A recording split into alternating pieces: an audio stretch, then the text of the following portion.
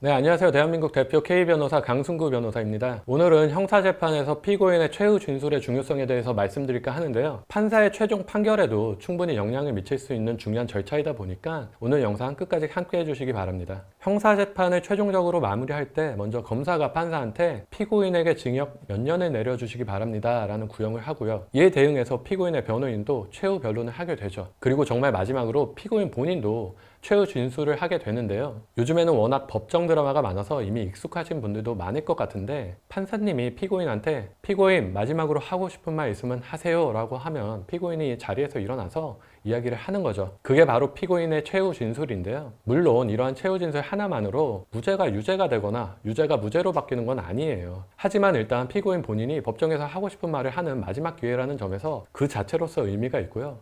나아가서는 최후 진술을 잘하면 일부 감형이 된다든가 하는 방식으로 최종 판결에 충분히 영향을 줄 수 있기 때문에 매우 중요한 절차예요. 반드시 사전에 잘 준비해가는 것이 중요하겠죠. 자, 이제 최후 진술을 함에 있어 반드시 기억해야 할 몇 가지 포인트를 알려드릴게요. 일단 자백 사건의 경우에는 범죄를 저질렀다는 사실을 이미 인정하고 있는 상황이기 때문에 최후 진술에서도 실제 이 사람이 얼마나 진지하게 반성하고 있는지 제대로 드러내는 게 중요합니다. 따라서 난데없이 억울하다 라면서 범죄를 부인하는 듯한 발언을 하거나 흥분한 상태에서 피해자를 비난하게 되면 그동안 제출했던 반성문 등도 다 물거품이 되는 거죠. 이런 경우 재판장 입장에서는 진지한 반성이 전혀 없구나 하면서 실형을 선고할 수도 있으니 주의하시고요. 또 하나, 최후 진술은 너무 길게 쓰지 마세요. 그날 재판이 우리만 있는 게 아니잖아요. 여러 사건이 진행되기 때문에 재판부도 긴 시간 이야기를 들어줄 수도 없어요. 그래서 적절하게 1분 내지 2분 정도 내용으로 준비하시면 되고, 꼭 외워야 하는 건 아니니까 미리 적어서 들고 읽으셔도 괜찮습니다. 또한 두서없이 자기가 하고 싶은 말을 막 내뱉는다? 이것도 절대 하면 안 됩니다. 실제 변호인이 선임되어 있는 경우라면 이런 일은 거의 없겠죠. 최후 진술에 앞서서 전체적인 내용이라든가 말투, 태도 등에 대해서 변호인이 미리 확인하고 코치를 해주거든요. 그런데 변호인 없이 혼자 소송을 하시는 분들은 정말 아무 준비 없이 법정에 나왔다가 판사가 하고 싶은 말을 하라고 하니까 정말 하고 싶은 말을 막 하시더라고요. 마지막으로 이건 개인적으로 정말 부탁드리는 말씀인데, 법정에서는 절대 연기를 하시면 안 됩니다. 실제 법정에서 최후 진술하면서 눈물 흘리시는 분들이 생각보다 많이 계시거든요. 물론 난생 처음 피고인 신분으로 낯선 법정에 서 있으면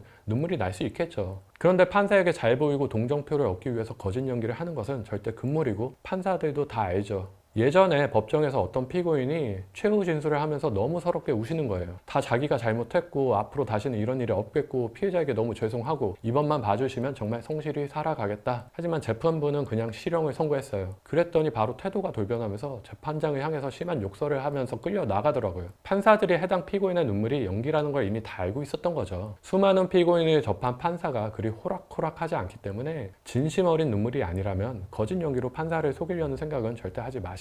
마지막으로 오늘 내용 다시 한번 정리해드리면, 첫째, 최후 진술을 하고 싶은 말을 다 내뱉는 시간이 아니다. 둘째, 진지한 반성과 진심 어린 사과가 드러날 수 있는 내용으로 미리 준비한다. 셋째, 준비할 때는 반드시 변호인과 상의하고 전문적인 도움을 받는다. 네 번째, 최후 진술의 내용은 너무 길게 쓰지 않는다. 다섯 번째, 감정에 취해서 갑자기 억울하다는 태도로 돌변하거나 피해자에 대한 비난을 함부로 하지 않는다. 여섯 번째, 최후 진술은 진정성 있는 태도로 임한다. 그리고 마지막, 절대로 거짓 연기를 하지 않는다. 오늘 영상 참고하셔서 피고인에게 주어지는 마지막 진술의 기회를 적절히 잘 활용하시기 바라겠습니다.